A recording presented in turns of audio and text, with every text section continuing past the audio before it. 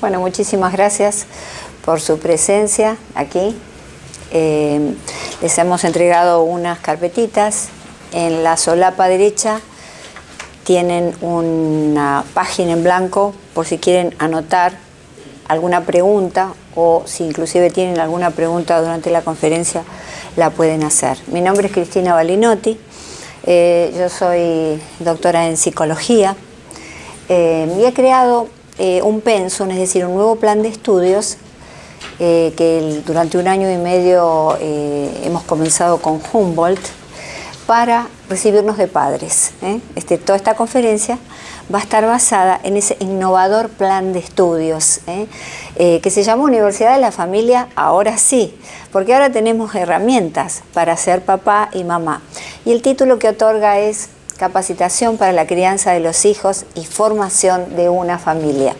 Esta conferencia va a estar grabada y colocada en mi canal de YouTube www.unifamilia.com, donde ustedes podrán verla, revisitarla o compartirla. Un famoso sociólogo alemán de origen húngaro, Karl Mannheim, dijo alguna vez: lo que se les hace a los niños harán a la sociedad. Qué importancia reflexionar acerca de lo que le estamos dando a los niños en esta sociedad de la hipercomunicación, ¿verdad? En este mundo en donde las comunicaciones digitales nos han acercado más, nos han ofrecido muchas ventajas, nos ofrecen ventajas, pero todavía no sabemos bien las desventajas respecto de nuestros hijos. Por eso ser padres en la era de Internet es lo que yo llamo el desafío de nuestro tiempo. Vamos a olvidarnos del desafío tecnológico, del desafío civilizatorio, el desafío económico, político. Este es el desafío que tenemos. ¿Por qué? Porque los niños que están correteando en sus casas, el adolescente que está después de cenar haciendo una tarea, ellos van a ser los científicos del mañana, van a ser los presidentes del mañana. Entonces, qué importante lo que tenemos que darle nosotros para que ellos después lo devuelvan a la sociedad. Fíjense que, para hacer un resumen, la generación Z 1969-1980, ahí ocurrió el inicio de la digitalización, ¿no? Fuimos los primeros, los de esta generación, en chatear y los últimos en usar el pelo largo. La generación de los millennials, denominados con la Y, 1981-1993, ya es una época de grandes cambios civilizatorios. Aquí hay una expansión masiva de Internet. Y quiero que ustedes recuerden muy bien, porque aquí ocurre un cambio civilizatorio, un cambio de época muy importante en la que estamos viviendo ahora. La generación Z, aquellos que nacieron a partir del 2000, que hoy son adolescentes, púberes, tienen muchas características importantes, pero fíjese cuál es la que más destaco. Son nativos digitales. Vale decir que aprendieron desde muy chiquititos a usar estos celulares. Eso que a nosotros nos cuesta muchas veces. Eso que nosotros hemos tenido que aprender ya de grandes. Ellos son nativos digitales. Entonces tenemos que ver qué es lo que está haciendo Internet, ¿verdad? Porque las ventajas las conocemos. La digitalización tiene muchas ventajas, ¿verdad? Como la formación online que ofrece esta universidad, ¿verdad? Como conectarnos con los seres queridos que están lejos. Las mamás que de pronto pueden tener una empresa y desarrollarla en su casa porque están cuidando de su hijo o de sus hijos. Es decir, que son muchas las ventajas. Pero a nivel humano, ¿qué está sucediendo en el corazón de nuestros hijos? Eso todavía no lo sabemos. Eso lamentablemente lo desconocemos. Y fíjese que de esta generación vamos a saltar a lo que se llama la generación alfa, un gran sociólogo futurista que se llama Mark Crindle, nos dice que la generación alfa, y utiliza la letra del alfabeto griego, porque la última era la Z, van a ser realmente, ya no van a usar los celulares como herramientas y los van a aprender de chicos, van a nacer con eso incorporado y lo van a considerar parte de su cuerpo. En un futuro lejano, probablemente los niños cuando nazcan se les va a inyectar un chip que va a ser como el celular y ellos van a estar constantemente estimulados con eso. Va a ser un mundo muy distinto, probablemente nosotros no lo podamos ver o ser testigos de ese mundo. Entonces, por ahora lo que sabemos es que Internet es igual o peor que la calle. ¿Por qué? Porque en la calle tenemos señales para parar, para cruzar, sabemos cuándo hacer las cosas. Nuestros niños están en la calle y si conocen esas reglas, tranquilamente están seguros. Seguros desde el punto de vista de las señales, no de otras cosas. Pero en cambio, en Internet no tenemos reglas seguras. No sabemos realmente lo que pasa en la mente de nuestros niños, lo que pueden navegar, lo que no, el submundo de Internet, qué es lo que está sucediendo. Entonces, desde una macrovisión de la sociedad y la familia de nuestro tiempo, ¿qué tenemos que aprender? Tenemos que aprender, y vamos a ir por esto, la comunicación y la autoridad de padres que hemos perdido. Que la estamos perdiendo, porque todos tenemos que trabajar y los niños quedan con ese tutor mediático que es el celular, la computadora.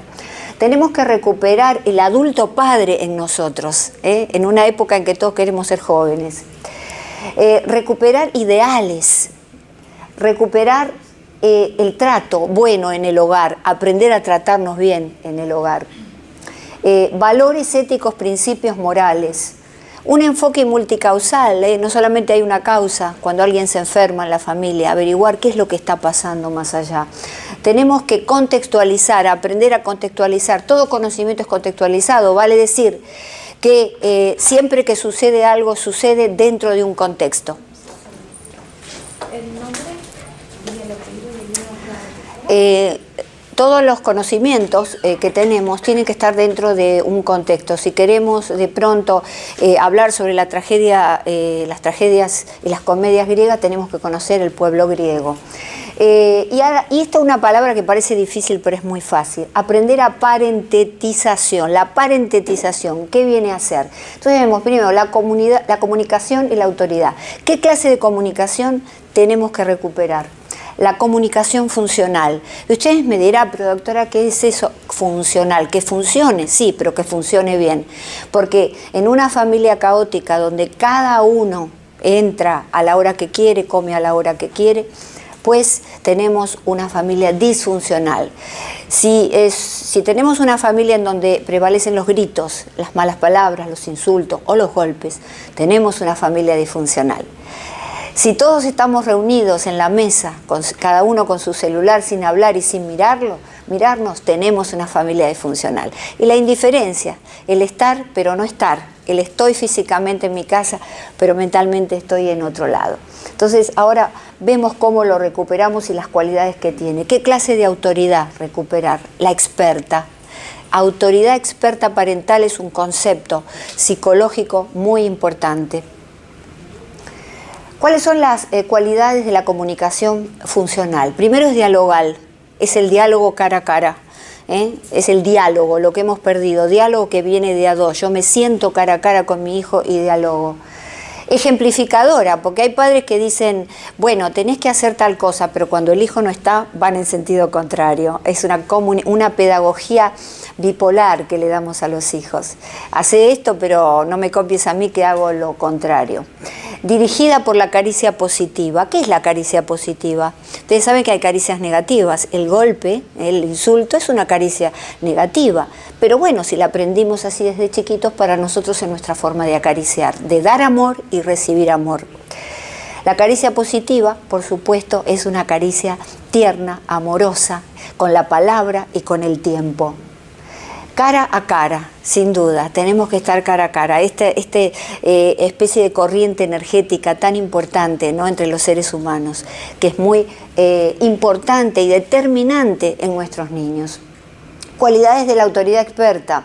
Asertividad jerárquica. ¿Qué es la asertividad jerárquica? Bueno, yo le digo a mi hijo, le doy una de cal y otra de arena. No sé si ustedes conocen esa expresión. Le digo a mi hijo que se está portando mal. Estoy orgullosa de tus esfuerzos. Noto que todo lo que estás haciendo está bien. Pero mira, yo te sugiero que hagamos esto. ¿Por qué? porque pruébalo y las cosas van a ir mejor. Ahora, yo desde la jerarquía de padre o de madre se lo estoy diciendo, no se lo digo como un amigo, porque hoy en día los padres queremos ser amigos de los hijos, y eso realmente no puede ser, pues si no, si somos amigos de los hijos, ¿quiénes son los padres? Pero la psicología moderna nos lleva, no, debemos ser amigos de los hijos. La empatía, ponerle en el zapato del hijo. Yo cuando tenía tu edad me pasó lo mismo, fracasé, me iba mal en la escuela, pero sin embargo me levanté y mira ahora qué bien estoy. Pues los padres creemos que nacimos de adultos de un repollo y que no fuimos niños y no fuimos adolescentes. Tenemos que recuperar nuestro adolescente interno y nosotros también hicimos macanas. Y entonces de esa manera nos ponemos en los zapatos del niño. Inteligencia emocional. ¿Qué es esto? La capacidad de templanza, de aguantarme cuando quiero gritarle o lo quiero matar porque hizo algo que no está bien. Eso es también, forma parte de lo que los padres tenemos que desarrollar. Y por supuesto la escucha atenta y la regla que yo llamo del 80-20. ¿Qué es el 80-20? 80% lo escucho y 20% hablo. No le doy sermones, no lo siento y le digo, vení que te voy a hablar. Te voy a decir cómo son las cosas. El chico se desconectó, a los 5 segundos que usted le habla de esa manera, ya no escucha más. Está ahí, pero se fue mentalmente. Entonces tenemos que captarlo, porque un niño, un adolescente particularmente, es como una caja de seguridad cuya combinación desconocemos. Por eso tenemos que desarrollar estrategias para poder educarlo, siempre con asertividad y autoridad experta.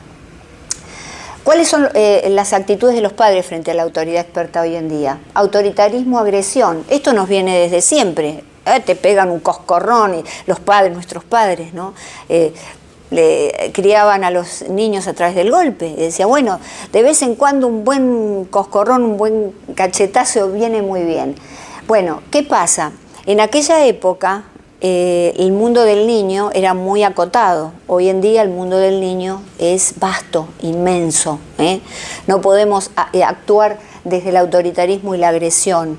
Hoy en día, justamente por la revolución de Internet y de las comunicaciones.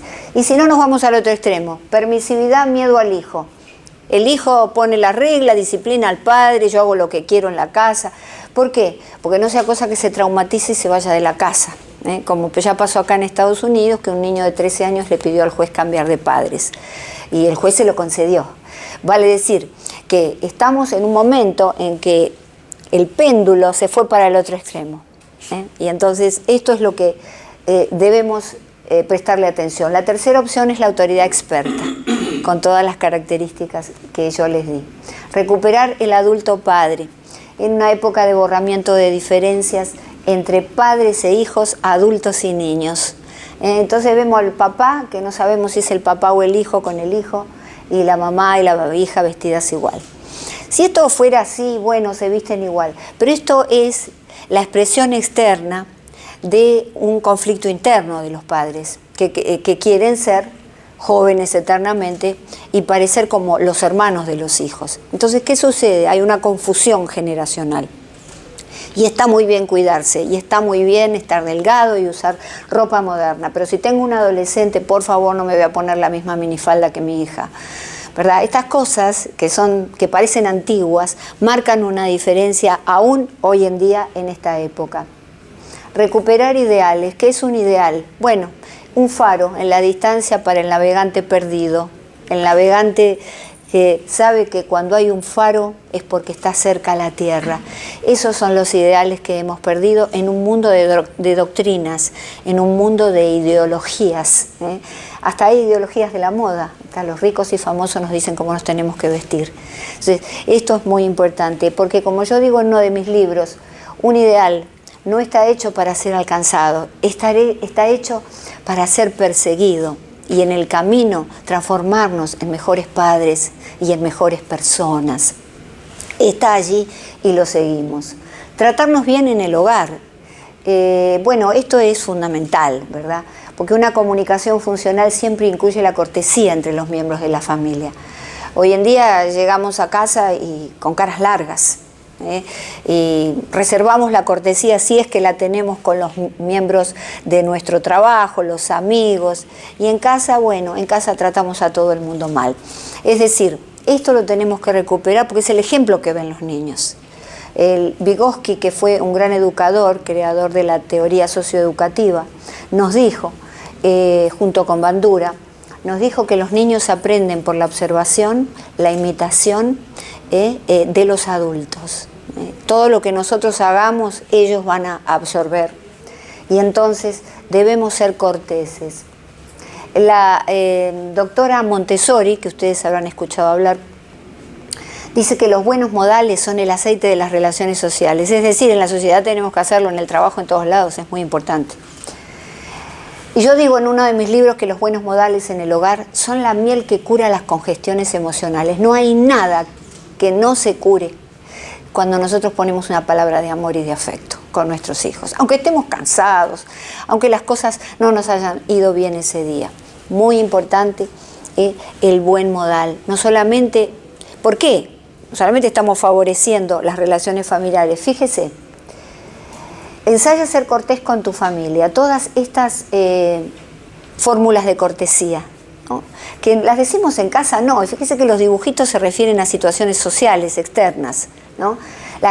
En realidad la corriente de pensamiento actual dice, bueno, vamos a ser corteses con los de afuera, perdón, lo siento, bien hecho, felicitaciones, todo eso.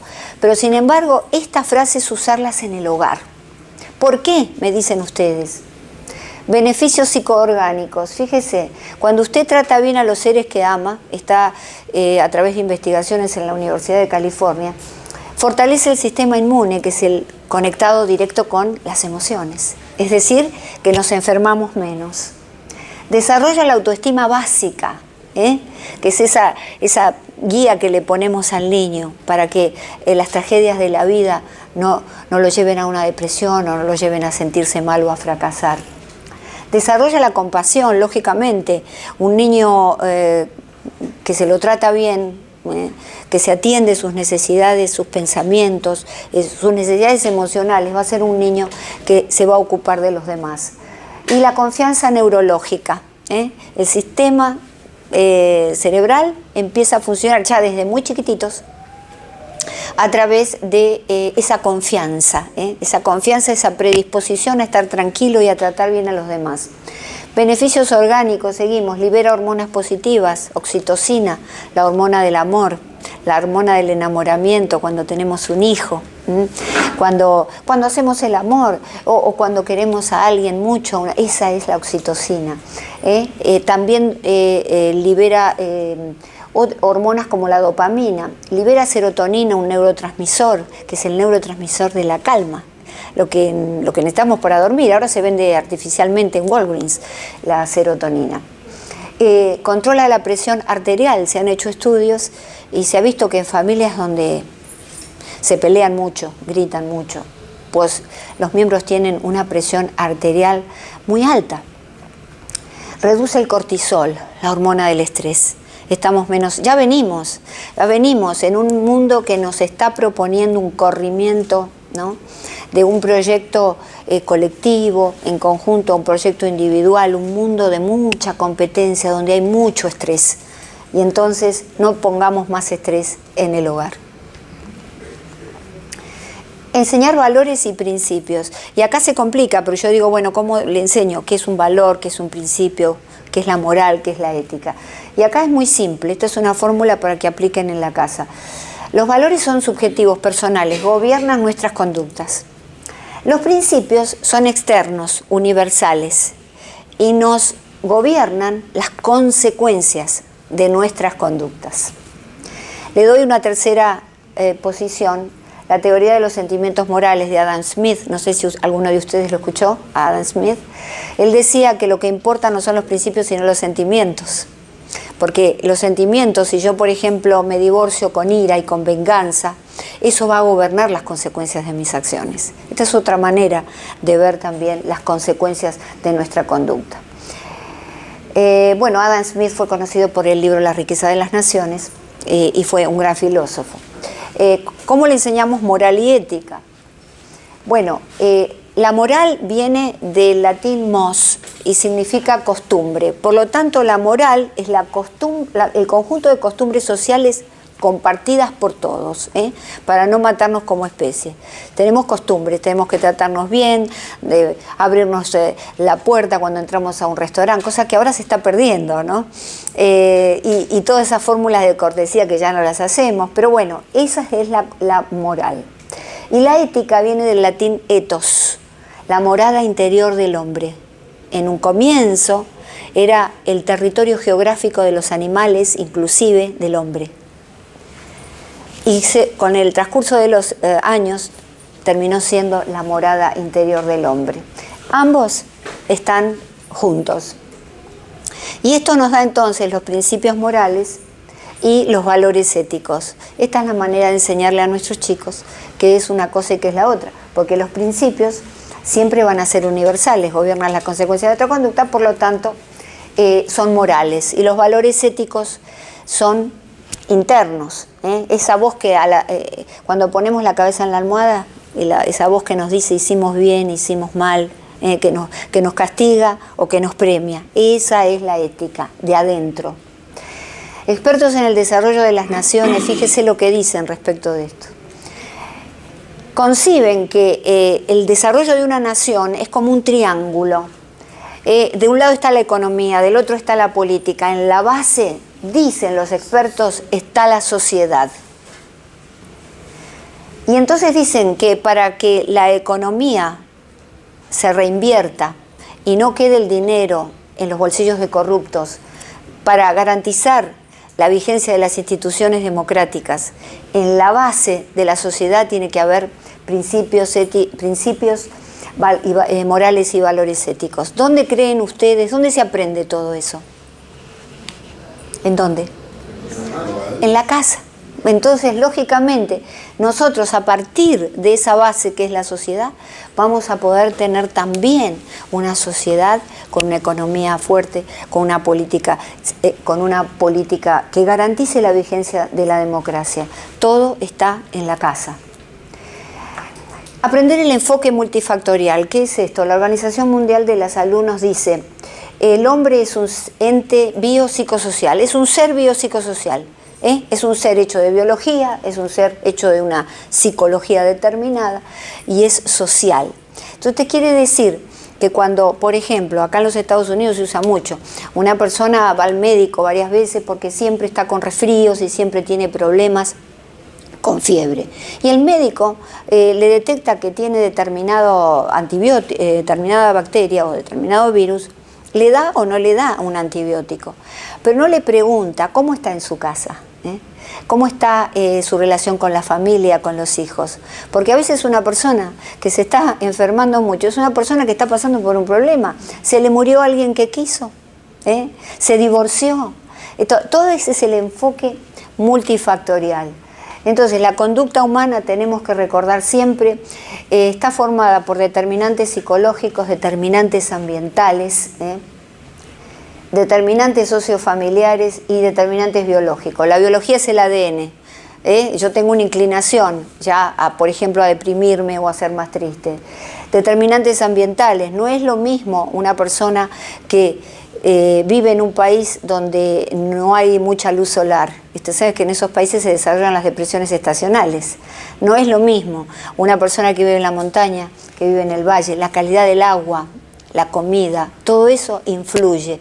Entonces, ¿por qué tenemos que estudiar todo esto? Porque también nosotros se lo enseñamos a nuestros hijos, y cuando los hijos traen un problema a la casa, tenemos que ver qué es lo que está pasando. Primero en nuestra familia, ¿qué está pasando con nosotros?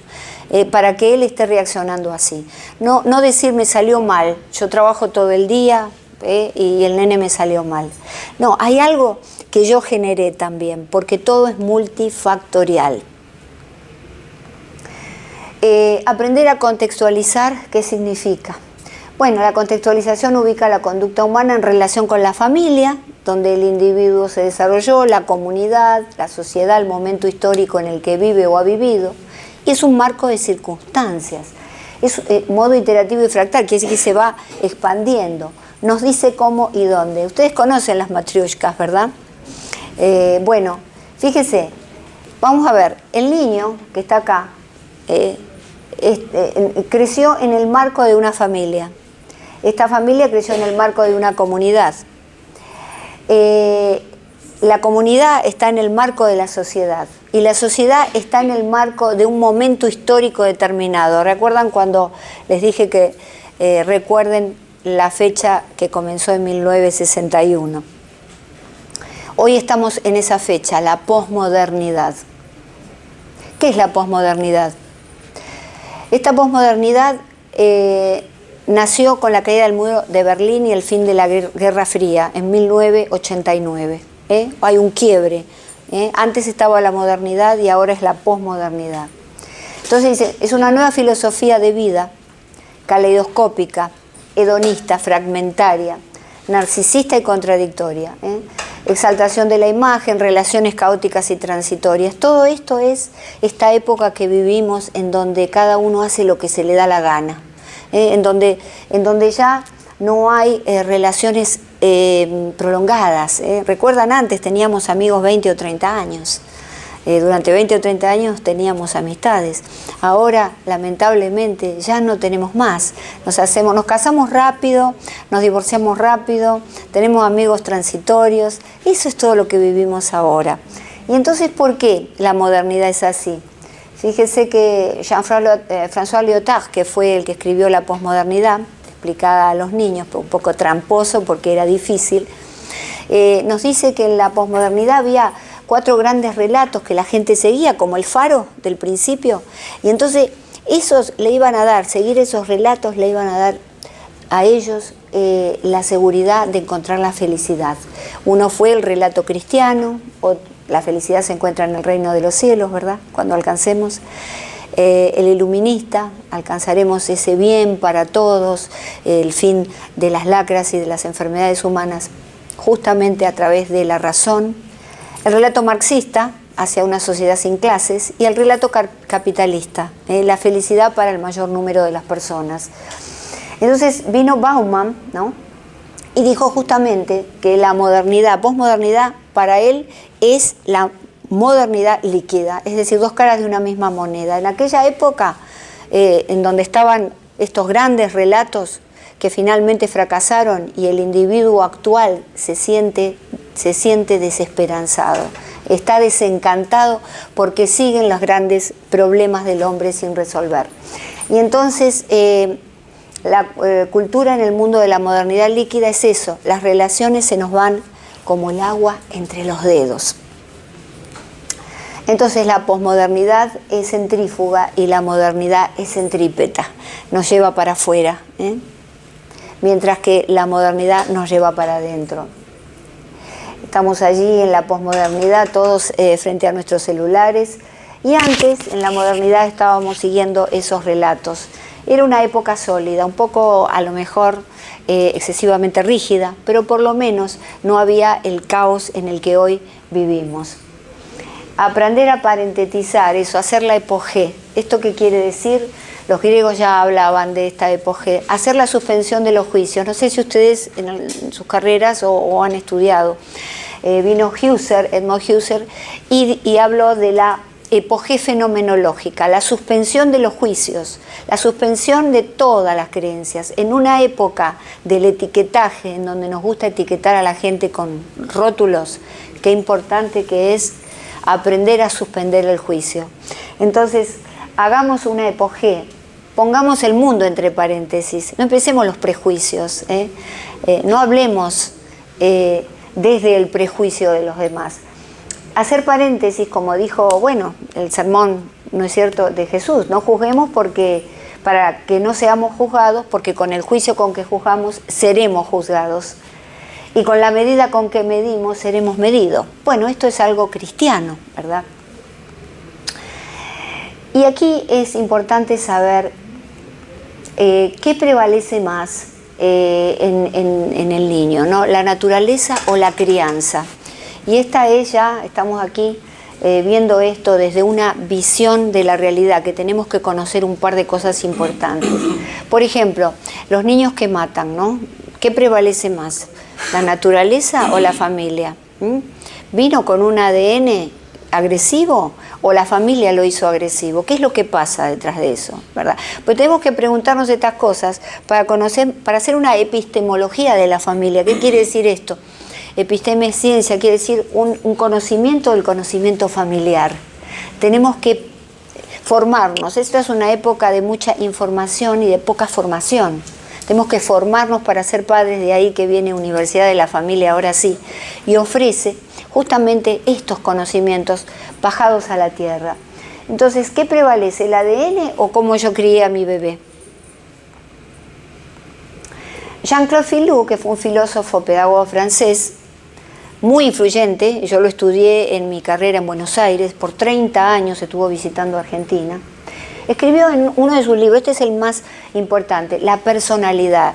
Y entonces, en una época en que se creía que los niños era todo lo que era o ADN puro o crianza pura, no había término medio. Él decía, la personalidad es una historia dentro de una historia más amplia. Lo que hace ese niño que mata está ubicado dentro de una familia y a su vez dentro de una comunidad. Y entonces él establece por fin un punto intermedio entre nature and nurture, entre la naturaleza y la cultura. Entonces, ¿qué prevalece más, naturaleza o crianza? Y realmente determina que hay el material genético, ¿recuerdan el enfoque multideterminado? Bueno, el material genético y la crianza. ¿Por qué? Y fíjense qué interesante. Jean-Claude Filloux, aparte, que falleció el año pasado a los 96 años, pudo hablar de esta era de Internet, en donde es tan difícil criar a los hijos, diciendo, por ejemplo, que los alumnos no deben volverse esclavos de las nuevas tecnologías. Y daba, entre muchos tips, enfatizar la necesidad de sensibilizar a los alumnos en la relación del hombre con el hombre mismo. Y esto es lo que acá está proponiendo Universidad de la Familia, ahora sí, estas conferencias. Vamos a ver cómo es el hombre hoy en día. Lo que está pasando en Internet y la digitalización está muy bien, pero vamos a saber cómo manejar a nuestros hijos. Yo digo en otro de mis libros que la función de los padres es evitar el desarrollo de los aspectos negativos en el hijo y favorecer la emergencia de los positivos. Y ustedes me dirán, ¿pero cómo hago yo? Claro, porque nosotros no le podemos hacer un estudio de ADN cuando nace el bebé, no podemos saber qué tendencias tiene, pero sí podemos tratarlo bien, y si lo tratamos bien con toda esta cortesía en la familia, ya nos aseguramos, ya ponemos la piedra fundacional para que de pronto, si es propenso a la violencia, no sea violento. Si es propenso a la depresión, no desarrolle una depresión o la pueda desarrollar de una manera manejable. Fíjese la importancia de los papás.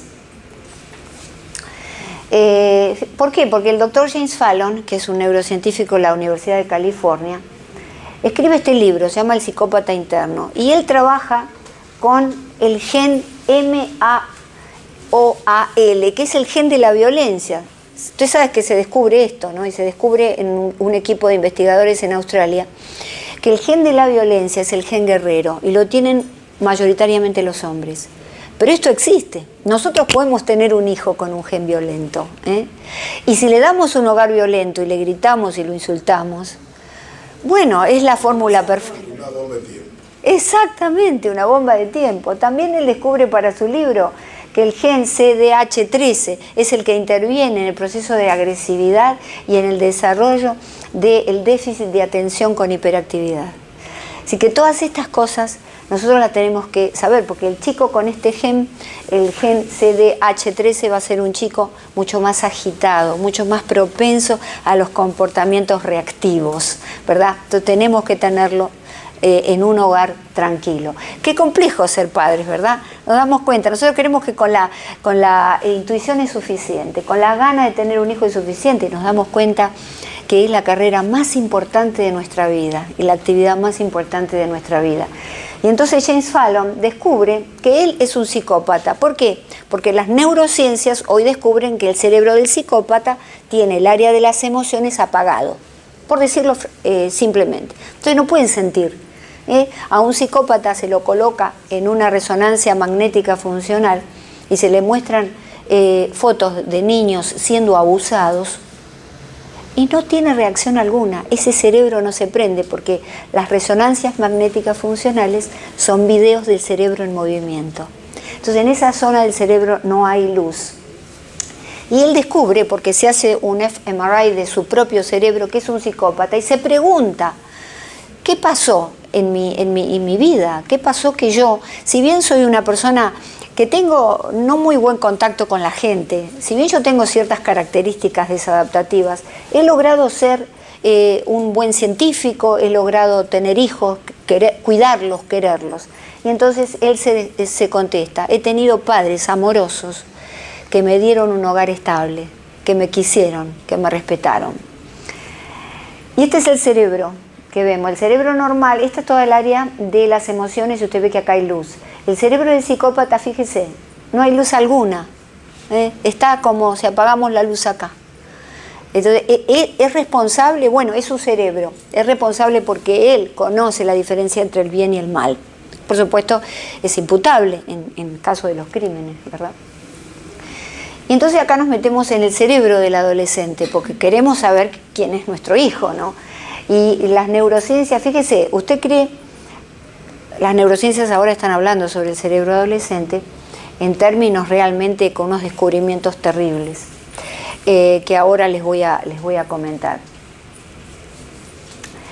Fíjense lo que decía Sócrates de los adolescentes. Si creemos que la adolescencia es un constructo social, si creemos que la inventamos nosotros acá en las sociedades, no la inventamos. Fíjese lo que dice lo que decía Sócrates. Los jóvenes hoy en día son unos tiranos. Contradicen a sus padres, devoran su comida y les faltan el respeto a los maestros. Ya en aquel tiempo. Entonces, y nosotros decimos, no, los chicos de ahora son terribles. No, los chicos de siempre han sido terribles. Mire lo que decía Shakespeare en La naturaleza de la adolescencia, en los cuentos de invierno. Decía, desearía que no hubiera edad intermedia entre los 16 y los 23 años, o que la juventud humana durmiera hasta hartarse, porque no hay nada entre esas edades como no dejar embarazadas a las chicas, agraviar a los ancianos, robar y pelear.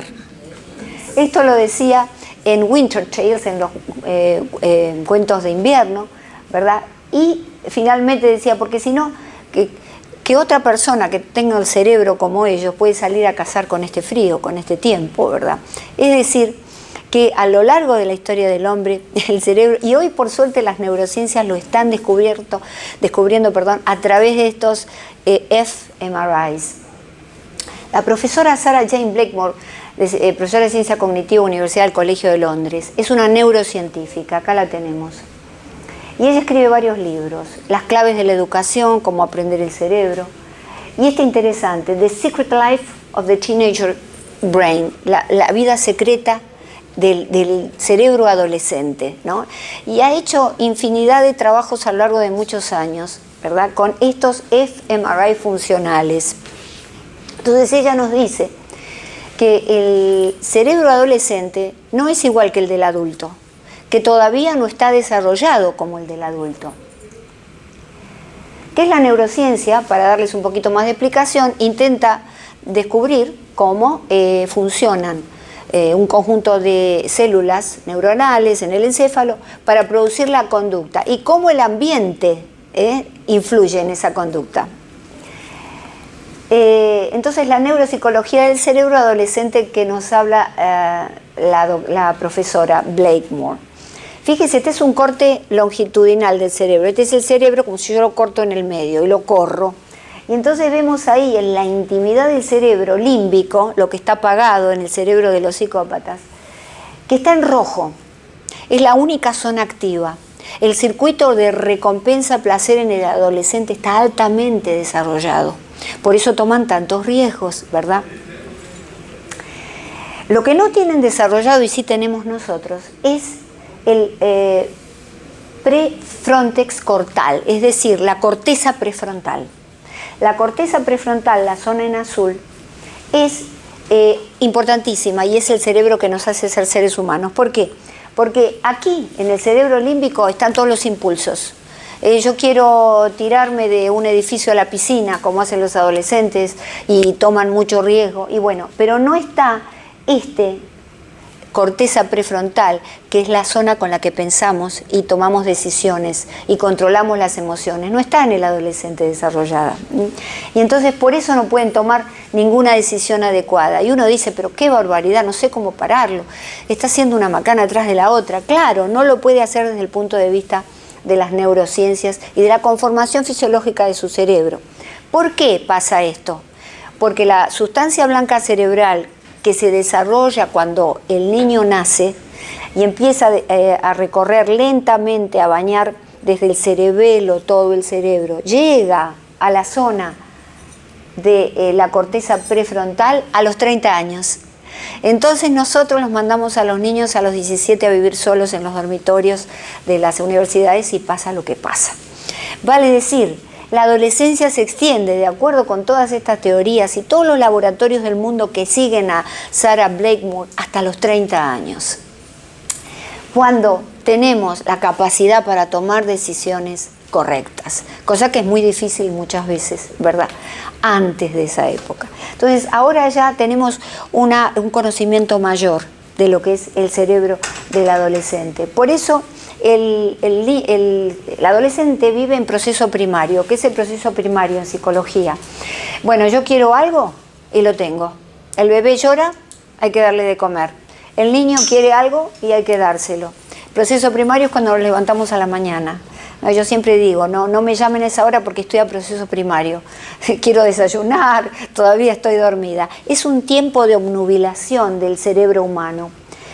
Y entonces el cerebro adulto tiene proceso secundario. ¿Qué es eso? Es demorar entre el estímulo, quiero el auto, y la respuesta, tengo el auto. Por ahí el niño, como no tiene desarrollada la corteza prefrontal, si quiere un auto y no está muy bien educado en la casa, va y lo roba.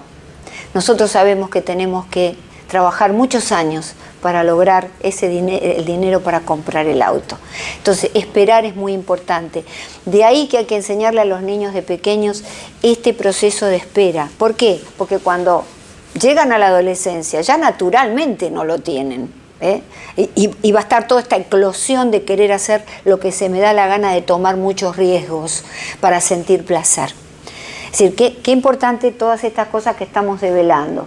Ahí está el cerebro adolescente, el sistema límbico, que es el sistema de las emociones. Fíjese, es hiperreactivo, induce a la conducta.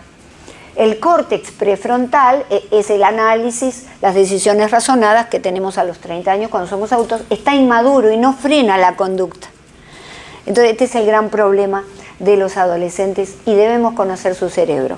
Entonces, si tenemos en cuenta el cerebro del adolescente, esto es lo que pasa a todos, pero vamos a poner el peso del cerebro adolescente. Cuando estamos en las redes sociales, fíjese, se activan circuitos de gratificación similares a las personas adictas a la cocaína. Por eso queremos estar más y más y más y más y más y más. Imagínense un cerebro inmaduro en esas condiciones. A mayor cantidad de likes en Facebook que me dan a mí, mayor activación de la amígdala cerebral, que es un órgano que está justamente en el cerebro límbico o el cerebro de las emociones. Hay un secuestro amigdalar y acá va justamente, mire cómo se mueve la amígdala cerebral, y estas cositas rojas que están en las profundidades de los lóbulos temporales del cerebro, se llama la amígdala, que no tiene que ver con las amígdalas de la garganta, nada que ver. Es un órgano en forma de almendra que es responsable justamente de esta necesidad y un secuestro amigdalar. Estoy en eso y nada más. El efecto conformidad, likes a las fotos más populares. La gente no piensa y el adolescente menos, por eso le ponen likes a cualquier cosa y por eso no pueden evaluar y por eso también se relacionan con cualquiera en internet. Y ahí que tenemos que tener mucho cuidado. No hay sentido común, no lo tienen.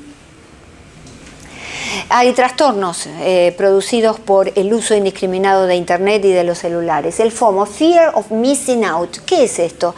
Dicen el síndrome de la posmodernidad o modernidad. Tienen miedo, los adultos también, no son los adolescentes solamente, miedo a perderme algo divertido, miedo a perderme lo último que está pasando.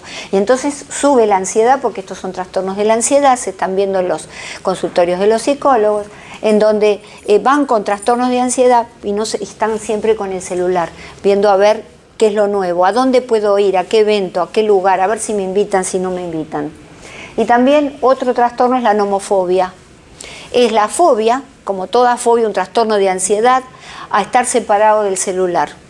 Agarro un ataque de pánico. Si perdí el celular, no sé dónde lo dejé, porque no me acuerdo el teléfono de mi hijo, de mi hija, de mi padre, nadie se acuerda. Esto está generando esta generación, digamos, de la hiperdigitalización, ¿verdad? Entonces, ¿cómo hacer y manejar el divorcio cuando hay hijos? Bueno, esto es otro tema, teniendo en cuenta el cerebro de los adolescentes. La primera sugerencia, hacer terapia de pareja parental durante el divorcio. Y muchos me han dicho, ay, qué barbaridad, doctora, ¿cómo voy a ir yo a hacer si yo no lo puedo ni ver, ya me divorcié? Bueno, pero eso, cuando hay hijos hay que hacer una terapia en pareja para divorciarnos de manera sana, en la medida de lo posible, para no dañar a nuestros hijos. La segunda sugerencia es votos postmatrimoniales cuando hay hijos. ¿Qué es esto del voto postmatrimonial? Algo que hay que prometerse, si los amamos a nuestros hijos. Y nosotros, hijo o hija, te amamos y por ese amor prometemos mantenernos unidos como padres y estar presentes en tu vida, sin discusiones, sin insultos mutuos y sin hablar mal uno del otro, que es una de las cosas que sucede. ¿Para evitar qué cosa? Para evitar que desarrollen el síndrome de alienación parental, muy común en esta época.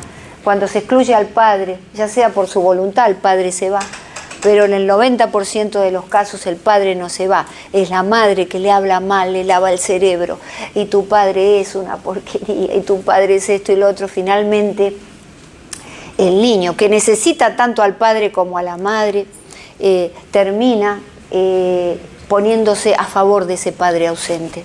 Entonces, si nosotros pensamos que porque le hablamos mal de nuestra pareja o expareja a nuestros hijos lo tenemos de nuestro lado, estamos muy equivocados, porque los hijos terminan siendo verdugos de nosotros, en ese caso. El síndrome del progenitor malicioso, ¿verdad? Ya cuando es tan tremendo los insultos a la madre que termina enfermándose el niño. El síndrome de interferencia severa, se llevan al niño, se lo llevan fuera de la ciudad, lo roban. Sí, tenemos que evitar todo esto. Y otra cosa importantísima, evitar que adopten roles defensivos. Hay 7 roles importantes, pero digo los 4 más importantes. El niño héroe. ¿Qué es el niño héroe?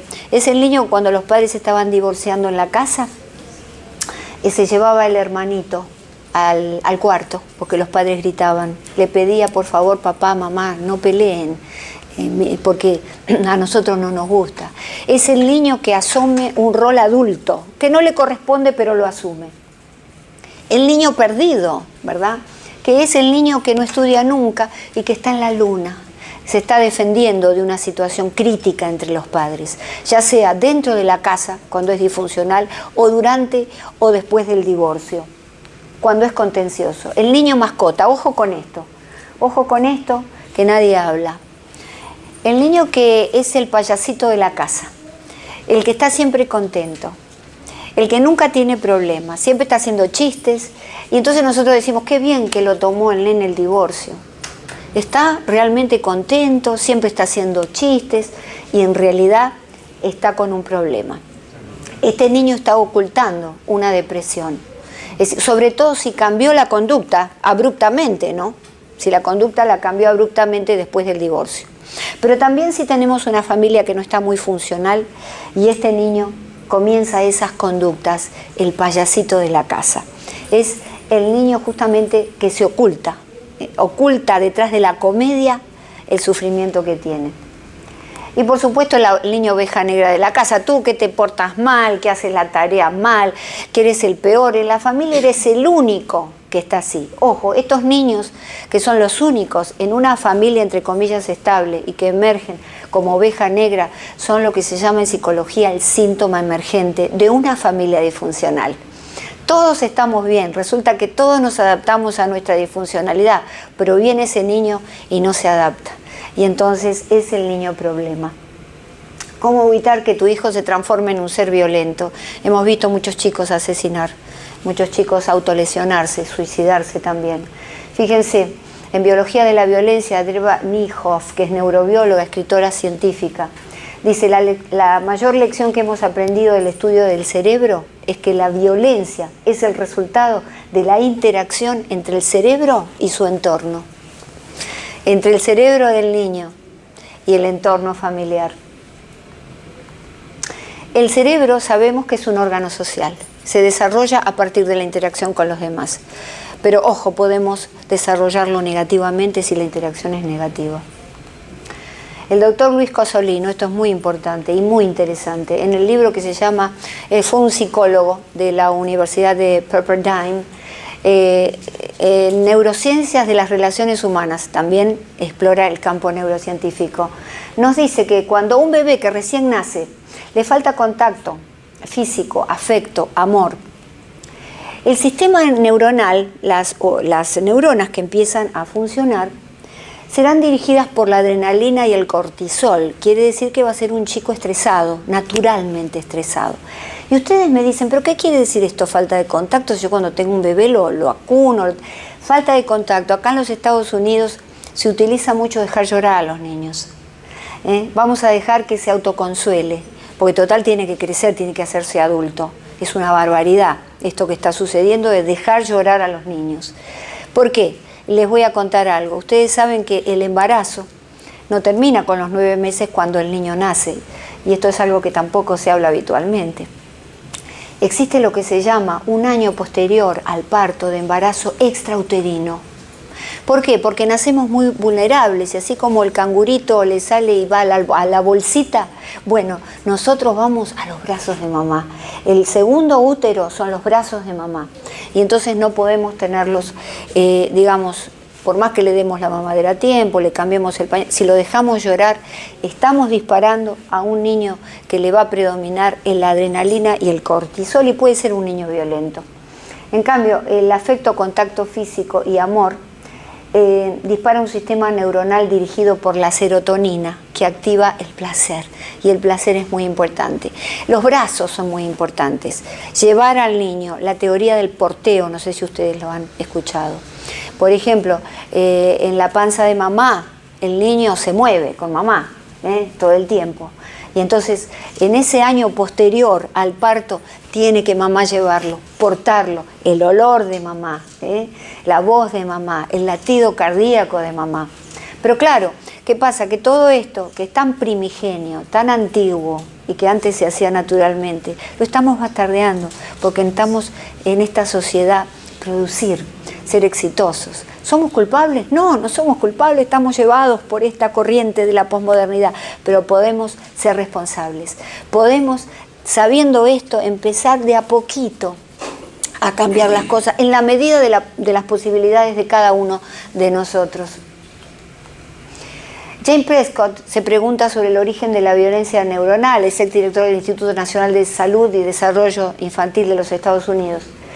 Y dice, la privación del contacto corporal, del movimiento durante el primer año de vida produce una amplia variedad de comportamientos emocionales anormales. Él estudió 46 tribus africanas. Fíjese, mire lo que ve, mire qué maravilla.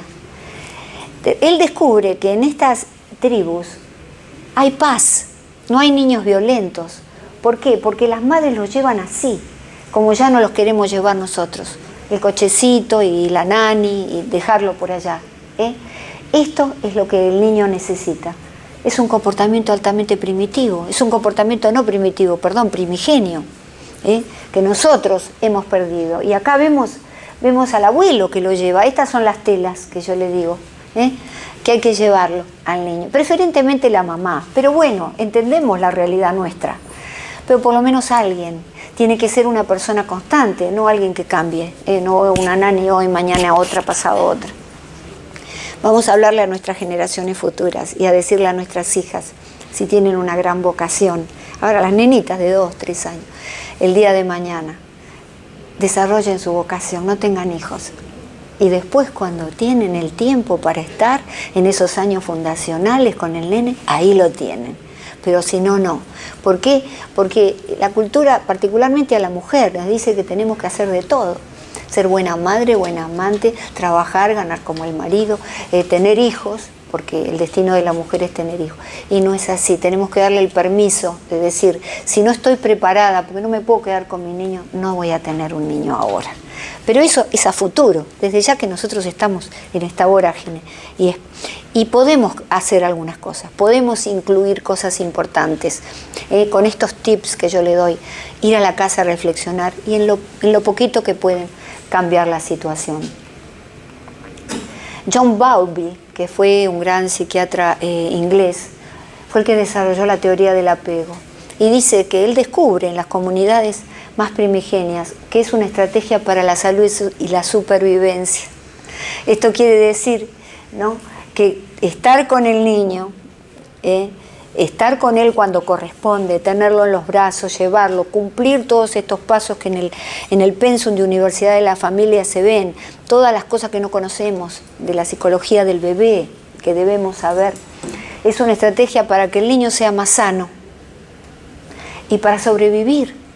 Fíjense qué importante será que está la muerte blanca en los hospitales, los niños abandonados, donde no hay suficientes nurses para poder atenderlos, y los niños solitos se mueren, se llama muerte blanca, se mueren.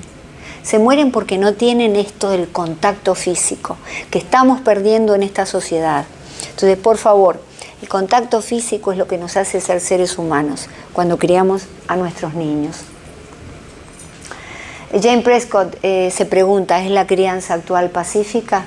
Y hay una violencia visible contra los niños, el 16 al 63%, violencia, pegarles o insultarlos, que también la palabra es una forma de violencia. Y hay una violencia invisible emocional, que es el desapego. Yo los quiero a mis hijos, yo los tengo, pero yo me voy a las 7 de la mañana y vuelvo a las 10 de la noche y el niño está solo. Y después nos preguntamos por qué se suicidan tanto los niños. ¿Por qué se suicidan en los cuartos de sus dormitorios? ¿Cómo nosotros que llegamos a la casa y es nuestro hogar no lo sabemos? Fíjese, en la era de las grandes comunicaciones, donde sabemos al instante lo que sucede en un perdido pueblito al pie del Himalaya, no sabemos lo que sucede detrás de la puerta del dormitorio de nuestros hijos. Eso es lo que tenemos que solucionar, porque ese es el gran desafío de nuestra época. Poder equilibrar todos los saberes y las ventajas de Internet, ¿verdad?, de la tecnología, con esta humanización, porque nos estamos robotizando. Ya no, el problema nuestro no va a ser la deshumanización, porque existiría la esperanza de volver a ser humanos. Es la robotización, la falta de esto tan importante. Y entonces James Prescott dice, claro, todo esto sucede contra los niños porque hay pocos brazos, hay independencia precoz. Yo conozco dos mujeres jóvenes, tienen niños de 5 o 6 años y dicen, mi hijo ya está adulto, ya sabe, él se baña, él se arregla solo ya. Estas cosas que nosotros tenemos que, digamos, replantearnos, ¿verdad? Reflexionar al respecto. Dejar llorar demasiado, como yo les decía. Guarderías de 0 a 1 año. La falacia de la calidad contra la cantidad. Tenemos que hacer un poquito más de cantidad de tiempo. Es difícil hoy en día, yo lo sé, es muy difícil. Las guarderías de 0 a 1 año. Hay guarderías muy buenas, guarderías, pero son carísimas. Y entonces se gastaría el dinero de la pareja en dejar a estos niños. Fíjese lo que le voy a mostrar ahora. Dr. Jay Belsky, director del Instituto de Estudios de la Infancia de la Universidad de Londres, hizo un estudio sobre guarderías. Y mire, un estudio longitudinal. ¿Esto qué quiere decir? Que empezó con bebés que iban a la guardería y lo siguió hasta los 15, 18 años. Son estudios longitudinales. Y él nos dice, más de 30 horas semanales en una guardería desarrolla adolescentes con tendencia a la agresión, a pelearse y a acosar a los compañeros. ¿Por qué? Porque no hay nadie. Claro, están allí solitos y no están maduros. Fíjese que los años fundacionales del ser humano son los 6 primeros años. Sí, entonces, esos 6 primeros años son años de fundación. Es lo mismo que si hacemos un edificio con columnas débiles y después se nos cae abajo. Este es el gran problema. No es casual que en los últimos años 1 de cada 5 niños padece un problema de salud mental. aumento del 43% del trastorno de hiperactividad, falta de atención con hiperactividad, aumento de la depresión en los niños, 37%, aumento del 200% de la tasa de suicidios en niños de 10 a 14 años. Qué cosa tan tremenda. Yo tengo un sueño, y esto lo expresé ya en otras conferencias, que los gobiernos del mundo otorguen licencias de maternidad paga los primeros 36 meses de vida del niño. Por lo menos eso. Es una creencia romántica y naif, y yo lo sé que es así. Pero hay que ponerlo allá afuera, porque la madre tiene que estar con el niño. Y tienen que ayudar las empresas, ¿eh? No tienen que echarlas porque están embarazadas o porque se van a embarazar. Estas cosas que están pasando tan crueles en esta sociedad. ¿Por qué? Fíjese lo que dijo Chesterton, un gran escritor. El lugar donde nacen los niños y mueren los hombres, donde la libertad y el amor florecen, no es una oficina, ni un comercio, ni una fábrica. Ahí veo yo la importancia de la familia. Muchísimas gracias por la escucha y ahora vamos a pasar, y tienen mis redes sociales en la parte izquierda de la carpeta. Y entonces si tienen algunas preguntas pueden hacerlas.